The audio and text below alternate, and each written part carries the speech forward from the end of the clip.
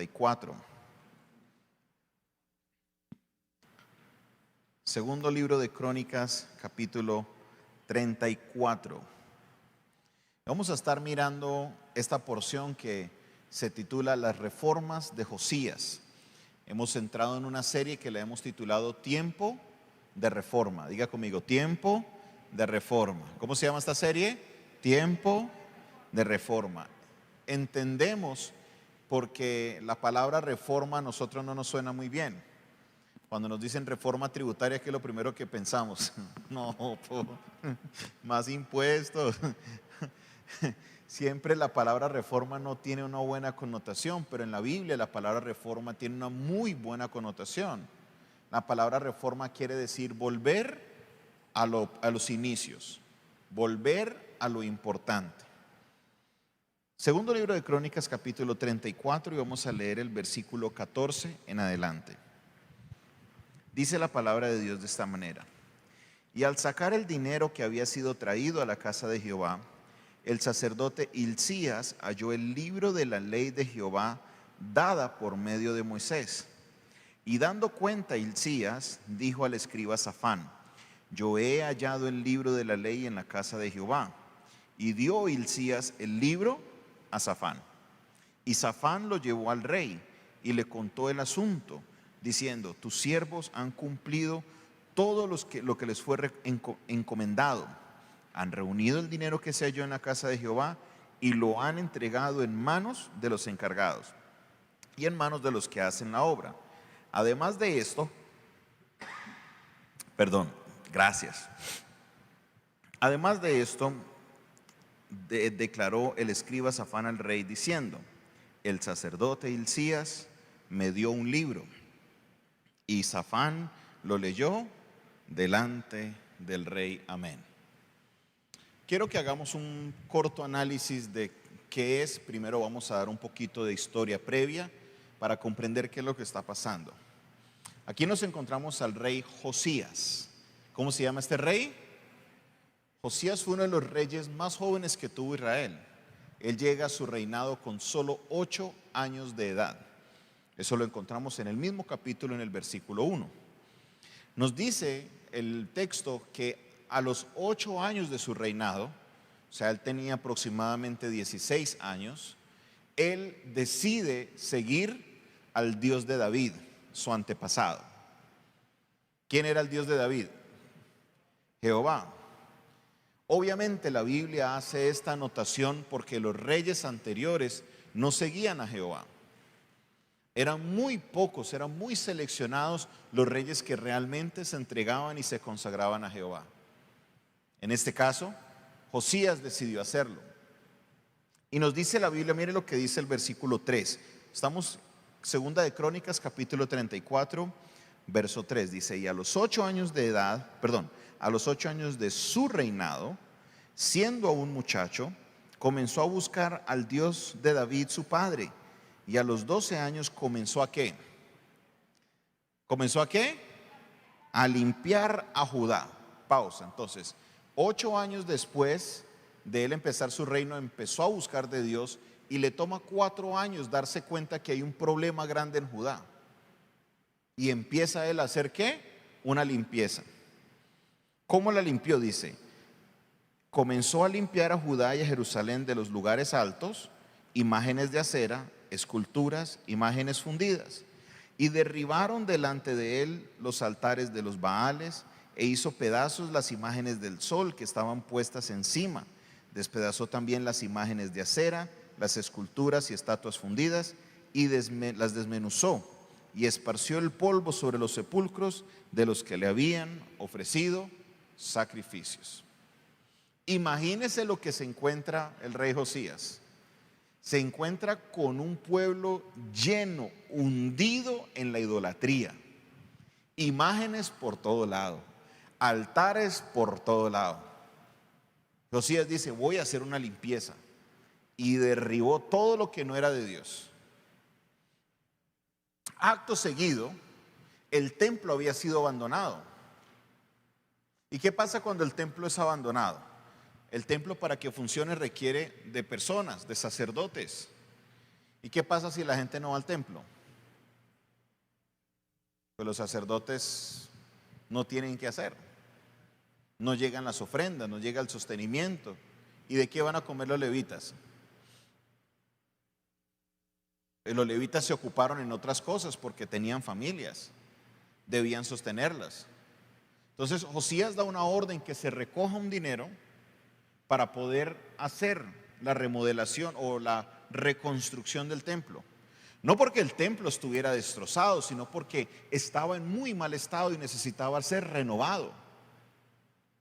Recogen la ofrenda, la gente la lleva al templo y este sacerdote Hilcías estaba a cargo de llevar al templo o de recoger, perdón, la ofrenda y entregársela a las personas que estaban a cargo. Entonces él fue a las arcas del templo y a la hora de buscar la ofrenda, encontró la ofrenda, pero encontró algo más.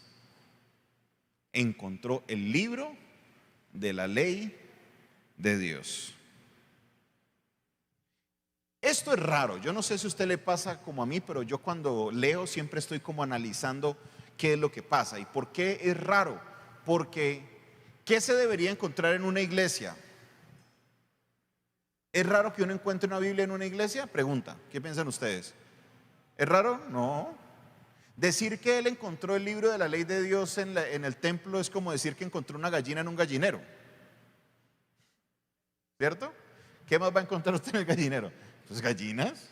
Raro es que se encontrara un perro en el gallinero. Eso sí sería raro. Posiblemente encuentra un perro, no encuentra gallinas. Si el que escribe las crónicas se da la tarea de escribir y encontró el libro de la ley en el templo, es porque esto era un evento inusual. Era porque esto era algo raro. ¿Y qué era lo raro? Que venían generaciones en generaciones que no le leían el libro de la ley al templo. ¿Por qué? Porque en la época que estamos hablando no existían las imprentas de papel. En la época que estamos hablando no existía esta tecnología de impresoras. Hoy si usted quiere imprimir un documento, ¿usted qué hace? Le da a imprimir a la computadora y a la impresora, ¡puf! Ya.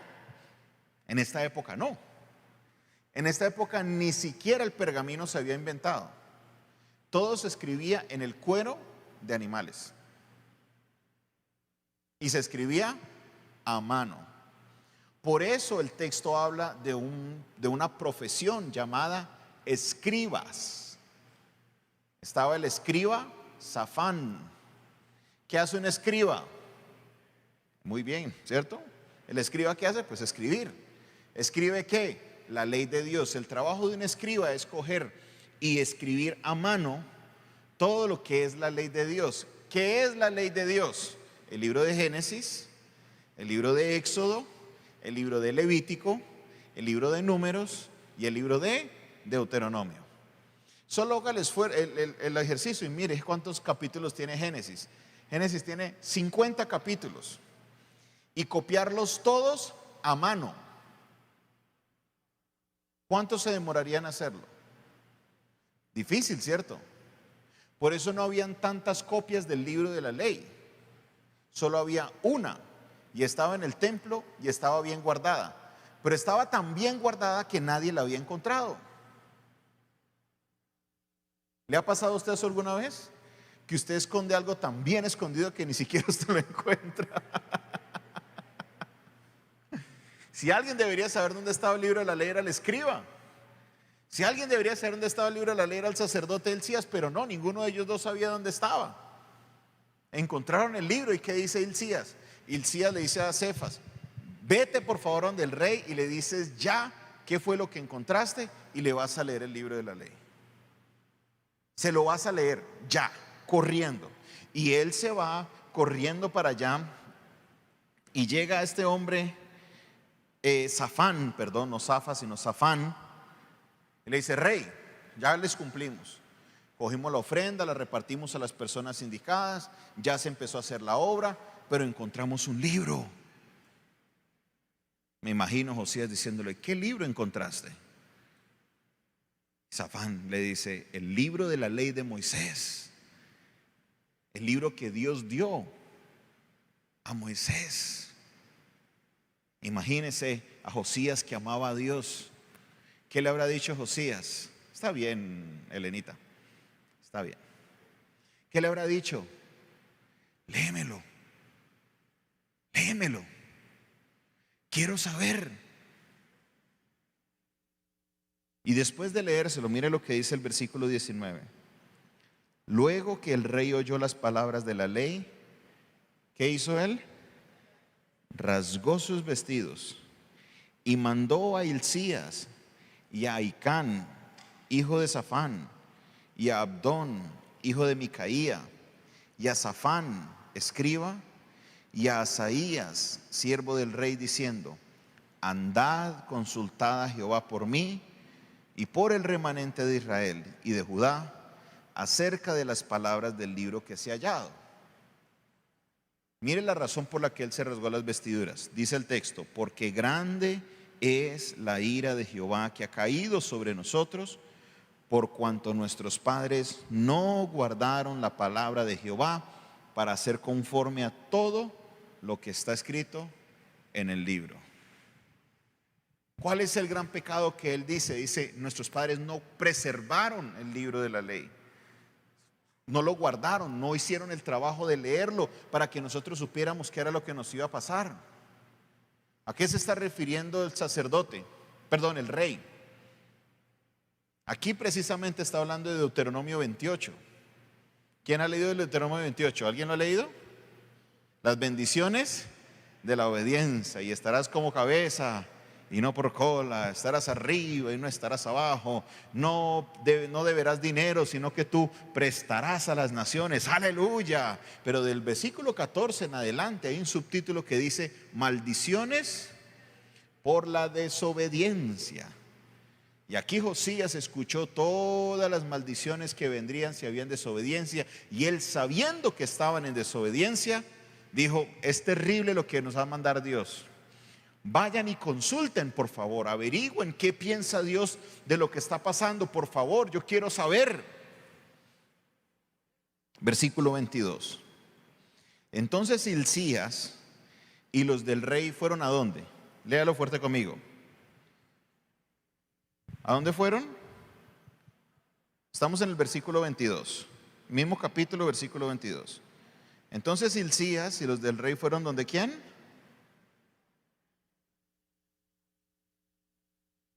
Hulda. ¿Cómo se llama el personaje? Hulda.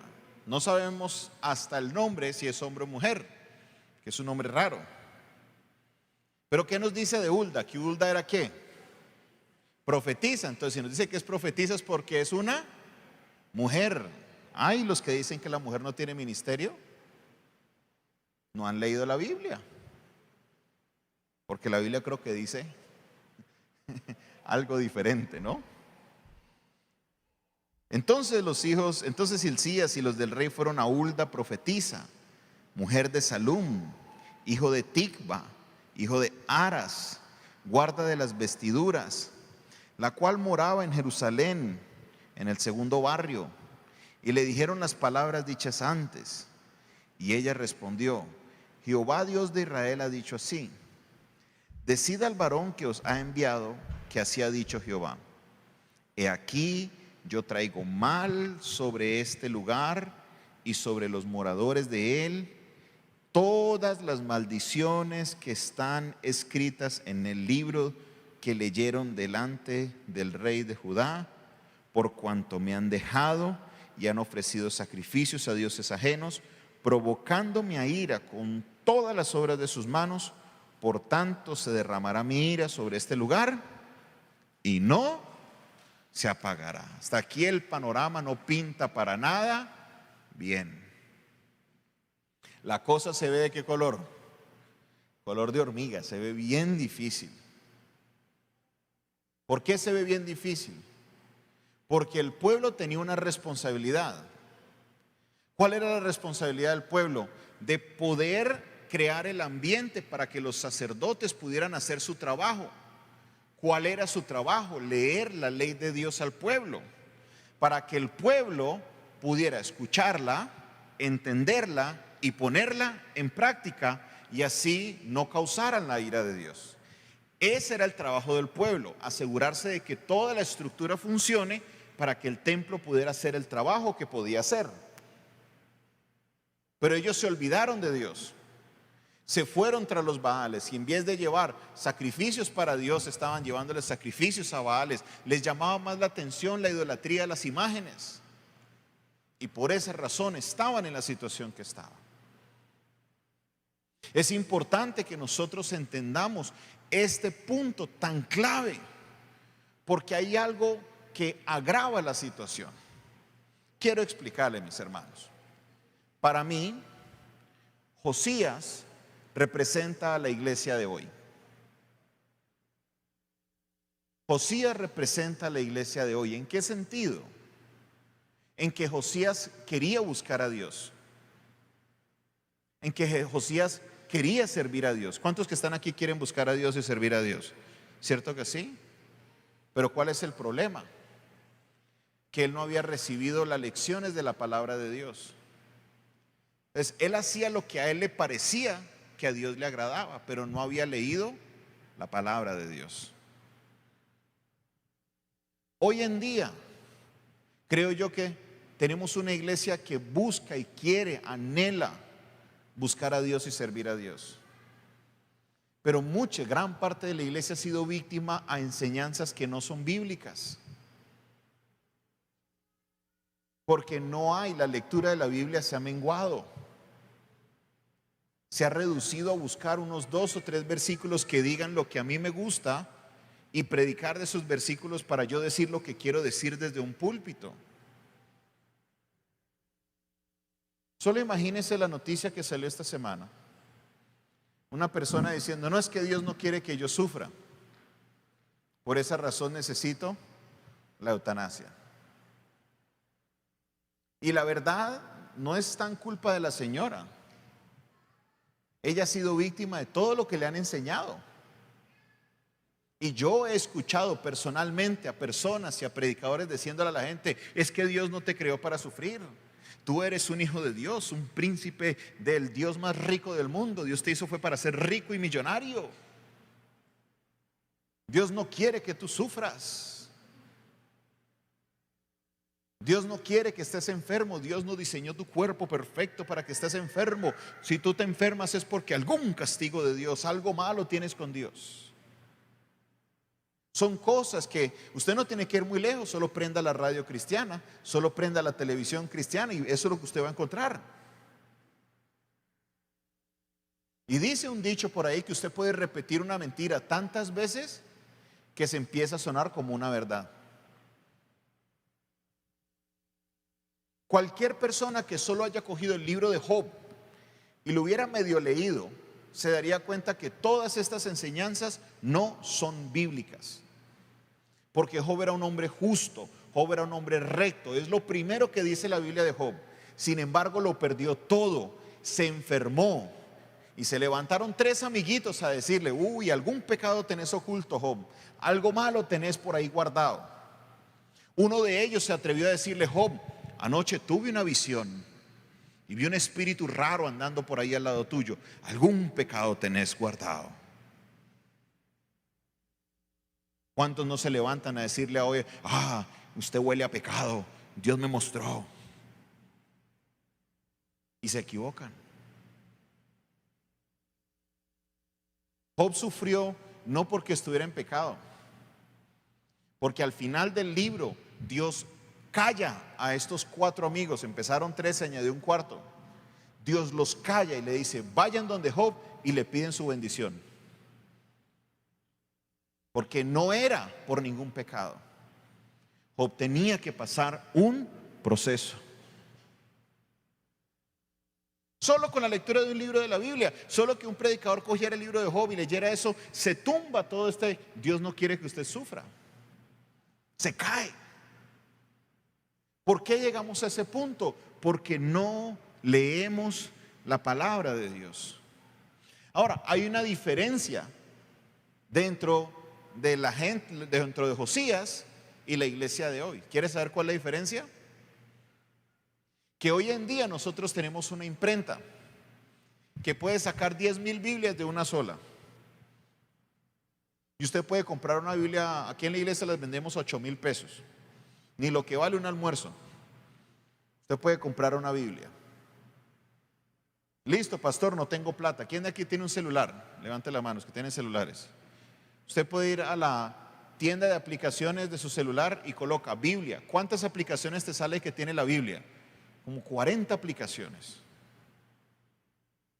Pastor, yo no sé dónde empezar. Hay una aplicación que se llama YouVersion. Esa aplicación tiene algo que se llama los planes de lectura y usted busca, lo tiene por temas. ¿Quieres aprender sobre la fe? Va a la sección de la fe y tiene como 50 planes sobre la fe. Usted solamente toca el versículo, ni siquiera tiene que buscar el versículo, solo tocas la cita y te lleva a la cita bíblica. Y luego viene otra página que te la explica. Impresionante. Si usted quiere leerla a cierta hora y usted dice, ay, es que a mí se me olvida, usted le toca un botón en la alarma y él le crea una alarma en su celular que le va a pitar, y cuando usted mira el celular le dice, lea la Biblia.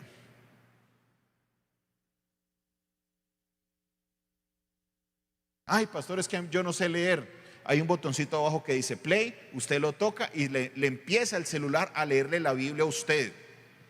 Por Dios, al que quiere más, ¿sí o no? ¿Qué más quiere uno? Se lo están haciendo todo ahí molidito, en compota. Y ni así estamos leyendo la Biblia. Y ni así estamos yendo a la palabra de Dios. Ay, pastor, menos mal ese mensaje no es para mí, porque yo sí leo la Biblia. Vamos a poner eso a la prueba. ¿Quién de aquí ha leído algún libro alguna vez? Que no sea la Biblia, cualquier libro. ¿Cómo se lee un libro? ¿Por dónde se empieza? Por el comienzo. ¿Y cuándo terminas de leer el libro, Eduardo? Cuando llega al final, ¿cierto? Sencillo. La mayoría de personas que dicen, es que yo sí leo la Biblia, no la han leído de Génesis a Apocalipsis. Han leído un salmo, han leído a lo mejor los evangelios, han leído partes de la Biblia, pero no han leído la Biblia. Leer la Biblia, escoja la Biblia de Génesis y léasela hasta Apocalipsis. Cuando usted haga ese ejercicio me diga, pastor, ahora sí leí la Biblia. Y cuando usted la termina de leer, ¿sabe qué va a pasar? Usted se va a quedar con ganas de leerla otra vez y vuelve y arranca. Y vuelve y termina y le dan ganas otra vez y vuelve y arranca. Y vuelve y arranca. Ahí sí usted puede decir que ha leído la Biblia. Usted no me puede decir que ya vio Betty la Fea porque se vio solo un capítulo. ¿O sí? No, el que la vio es porque la vio toda. A veces pensamos que la Biblia es un diccionario, que usted solo va a buscar la palabra que necesita y la encuentra y ya. ¿Sabía usted que usted un diccionario no lo lee? Uno consulta el diccionario, porque el diccionario es un libro de referencia. La Biblia no es un libro de referencia.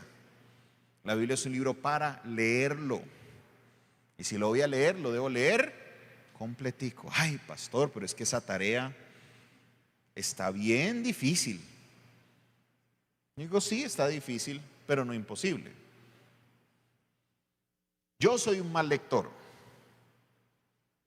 Mal lector no porque no entienda lo que leo, sino porque mi mente es muy distraída. Yo empiezo a leer en el principio, creó Dios, los cielos y la tierra, y mis ojos siguen leyendo el resto, pero mi mente empieza, uy, tierra, la tierra de la finca tan buena, todo lo que da, la yuca, la racacha, ay, una sopita con yuca, racacha de la finca, los frijolitos, tan ricos, extraño los frijolitos de mamá, ay, yo me acuerdo cuando mi mamá, y la mente, ¿a usted les pasa eso a veces? Pero los ojos siguen leyendo como si usted estuviera pasando las páginas, pero llega un momento en que yo caigo en cuenta y digo, ¿verdad que yo estoy leyendo la Biblia? Jonathan, vuelve a la tierra y otra vez vuelve y empezar a leer. O sea, me toca leer la misma cosa como 3 o 4 veces porque mi mente siempre divaga. Teniendo esa manera de leer, yo pude hacer el ejercicio en un año, sacando solo 15 minutos de mi tiempo. 15 minutos todos los días. Y pude leer la Biblia de Génesis a Apocalipsis. ¿Cuánto tiempo? 15 minutos. Y yo no soy un buen lector. Posiblemente ustedes son mucho mejores lectores que yo. Hace un año aproximadamente compartí esta palabra y una hermana temprano cogió la caña y me dijo, sí, pastor, yo lo voy a hacer. Hoy me dijo, pastor, ya estoy en Efesios. Ya de Efesios a Apocalipsis está casi al final, le falta muy poquito. Y me dice, y solamente lo he hecho con 10 minutos todos los días. Pregunta, ¿será que podemos quitarle 5 minutos a Facebook? ¿Qué piensan ustedes? No es que ustedes arraiguen Facebook de su vida, pero solo quítele 5 minuticos. Quítele 5 minuticos a la televisión. Y quítele 5 minuticos al sueño. Solo 5, 5 y 5. Ahí usted tiene sus 15 minutos. Todos los días usted lo hace y yo le garantizo que de hoy al 10 de octubre del año 2022, usted podrá venir y decir, pastor, vea, me leí toda la Biblia. Y yo le voy a decir, ahora sí puedes decir, yo leo la Biblia. Tristemente, ¿sabe quiénes se leen la Biblia de pasta a pasta? Los ateos. Leen la Biblia y la estudian más que los mismos cristianos. Triste eso. Volviendo a la historia que estábamos viendo del rey Josías. Dios le está diciendo a Josías, Josías, lo que dije que iba a venir, se viene. La cosa no pinta bien. Volvamos al texto, vamos al versículo 24.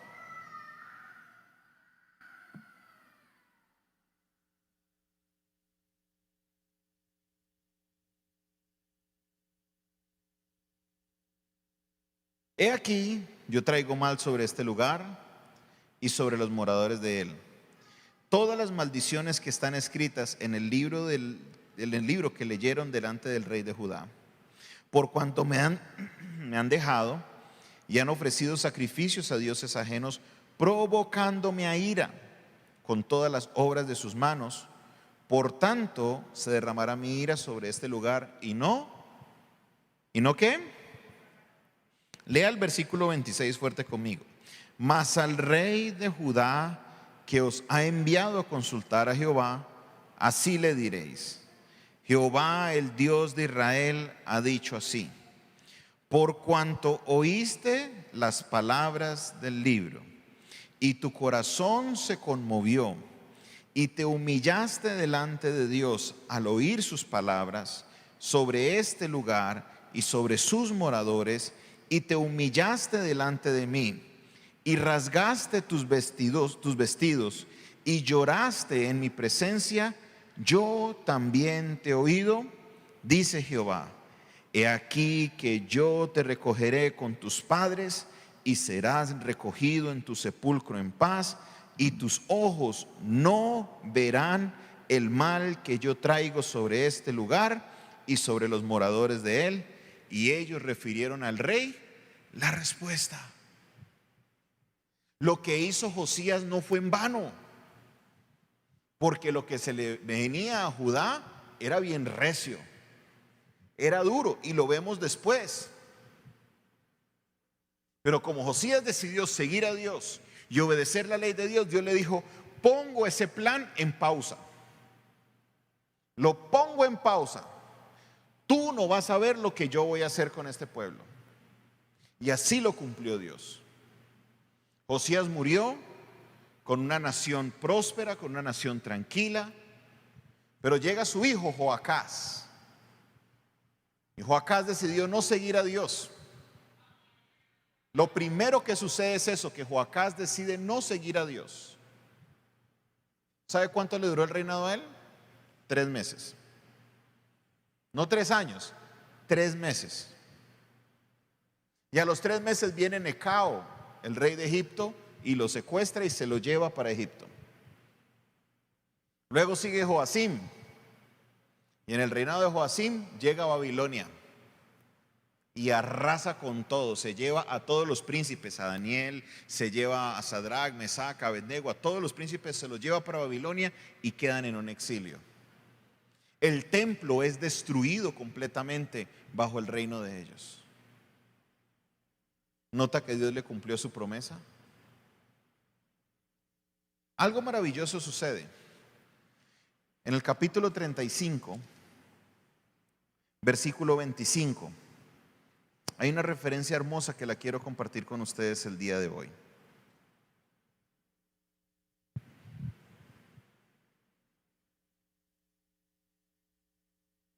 Segunda de Crónicas, capítulo 35, versículo 25. ¿Lo tiene?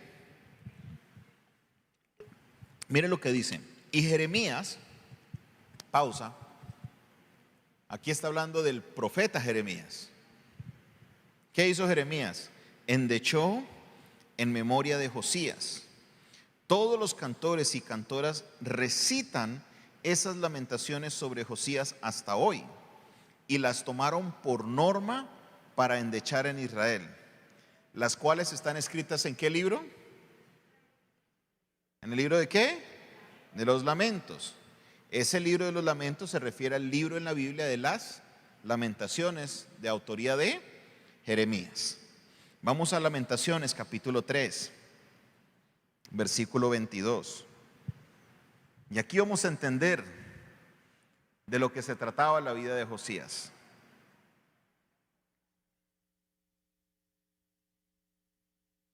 Lamentaciones capítulo 3, versículo 22. Muchos recitamos este versículo, pero no sabemos realmente de dónde provenía. La inspiración de este texto fue la vida del rey Josías. Lamentaciones 3:22. Por la misericordia de Jehová no hemos sido consumidos, porque nunca decayeron sus misericordias. Nuevas son cada mañana, grande es tu fidelidad. La misericordia de Dios es grande. Levante su mano y diga conmigo: la misericordia de Dios es grande. Una vez más, la misericordia de Dios es grande.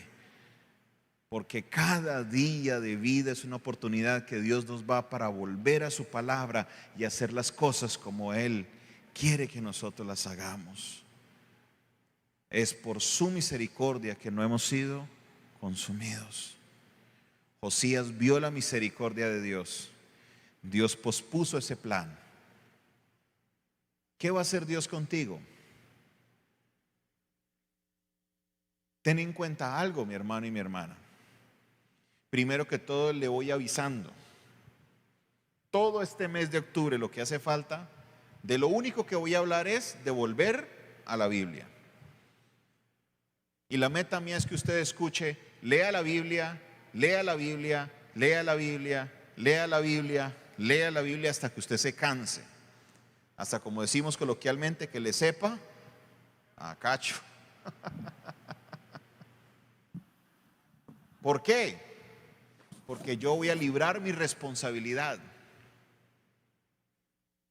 Que ninguno pueda decir: no, Dios, es que en la iglesia no me dijeron que leyera la Biblia. No, aquí estoy librando mi responsabilidad diciéndoles, y lo repito y lo seguiré repitiendo: lean la Biblia, estudien la Biblia, obedezcan la Biblia. ¿Por qué razón?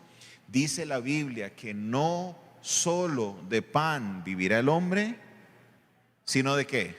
Sino de toda palabra que sale de la boca de Jehová. De eso vivirá el hombre. Necesitamos nosotros alimentarnos con la palabra de Dios. Así como sacamos tiempo para alimentarnos nuestro cuerpo, necesitamos alimentar nuestro espíritu.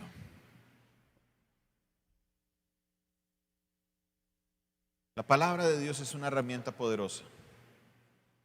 Es un libro que cambia vidas. Esta mañana la pastora Idalia nos recordaba: en nuestra zona tenemos 2 pastores que, estando en la cárcel, recibieron un Nuevo Testamento y lo empezaron a leer. Y ese Nuevo Testamento cambió sus vidas. Que bien dice la palabra: si alguno está en Cristo, nueva criatura es. Nadie les fue a predicar, solamente les llegó a sus manos un Nuevo Testamento. Hoy son pastores. ¿Qué lo hizo el cambio?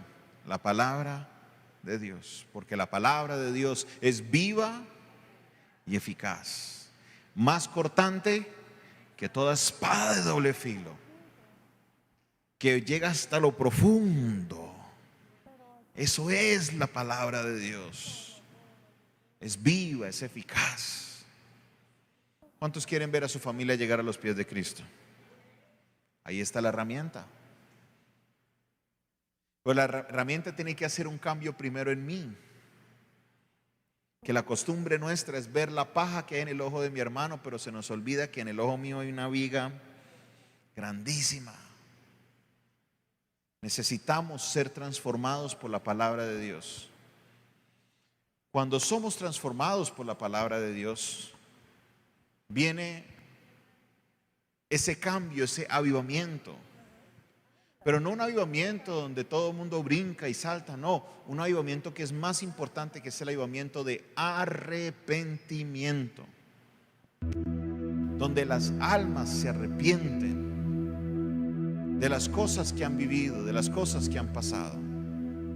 Pregunta, ¿será que Cali necesita arrepentimiento? ¿Han visto ustedes las noticias como día tras día se aumentan el nivel de criminalidad? Nuestra ciudad necesita arrepentimiento. ¿Será que Colombia necesita arrepentimiento? Yo creo que sí. Volvamos a la palabra. Volvamos a la palabra. Volvamos a la palabra. Volvamos a la palabra. Tome el reto hoy. Aparte los 15 minutos. No va a ser fácil. Créame que no. 15 minutos en las redes se le van a uno volando, pero 15 minutos uno leyendo la Biblia, créame que se le van largos a uno. Y uno cree que ya va por 10 minutos y mira el reloj y han pasado solo 3. Porque la carne está ahí tratando de impedir que usted lea la palabra, pero cuando el espíritu se alimenta, dice la palabra, la carne se debilita. Leamos la palabra, alimentemos nuestro espíritu. Usted va a ver que su vida va a ser transformada. ¿Qué tal si nos colocamos sobre nuestros pies?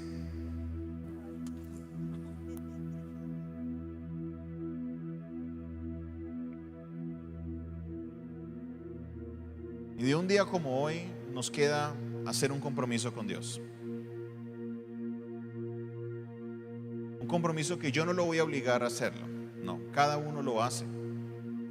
Es algo personal, es algo entre usted y Dios. Pero es un compromiso que requiere un esfuerzo de su parte.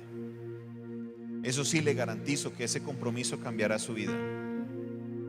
Este miércoles compartía con la iglesia que la mayoría de personas que yo he podido admirar en el ámbito ministerial les hicieron la pregunta: ¿cuál ha sido el hábito que más ha cambiado su vida? Y todos han estado de acuerdo diciendo algo: leer la Biblia todos los días.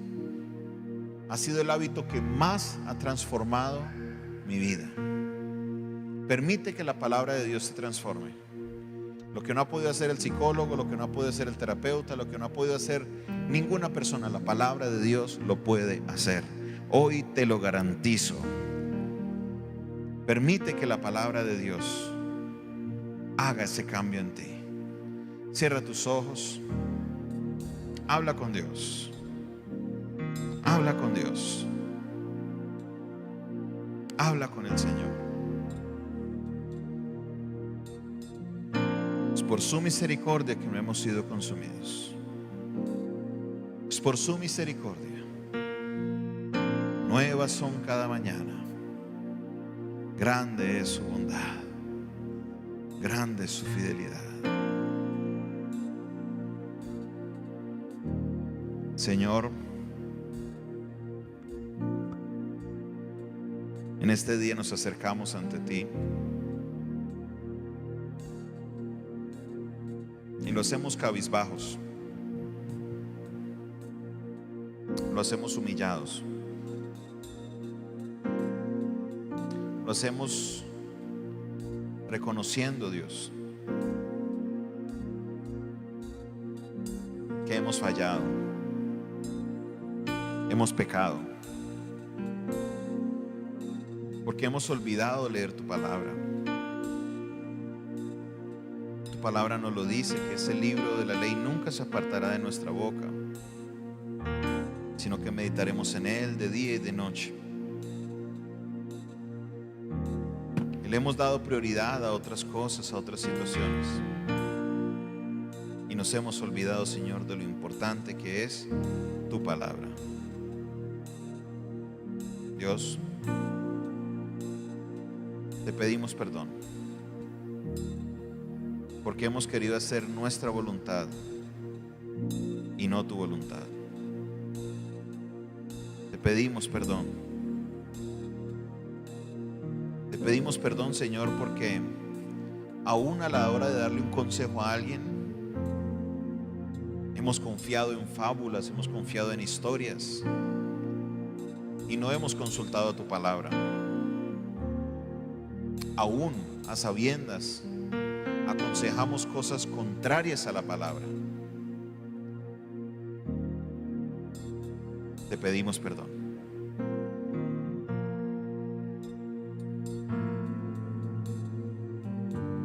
En este día, Señor, nos arrepentimos y clamamos por tu misericordia. Sabemos, Dios, que estás tratando con nosotros.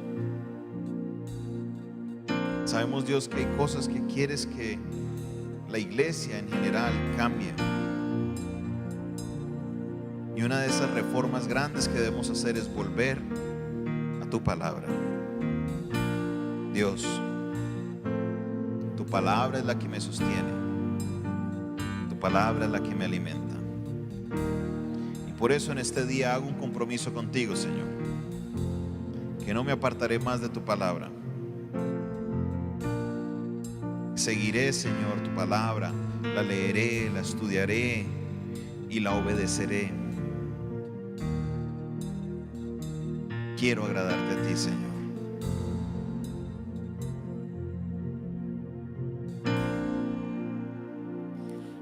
Eres mi respirar.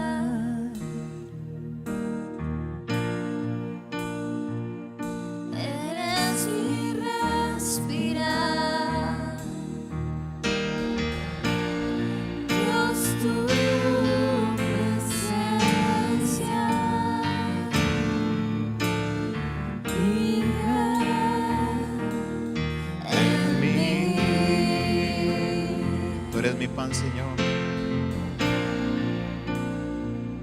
tú eres mi pan, Señor.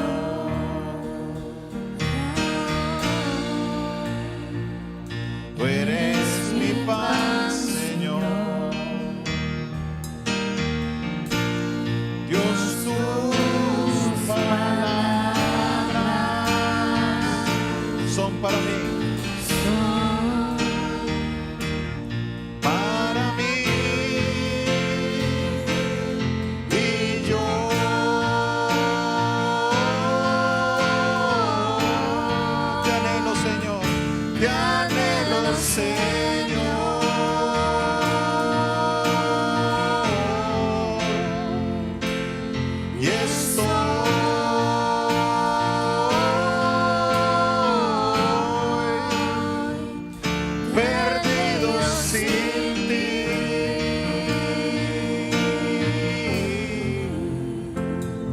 Respirar, dígalo, iglesia. Tú eres mi respirar. Tú eres mi respirar. Dios, tu presencia vive en mí. Tú eres mi pan, Señor. Tú eres mi pan, Señor.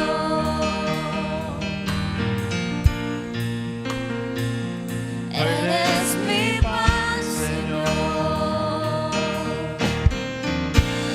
Dios, tus palabras son para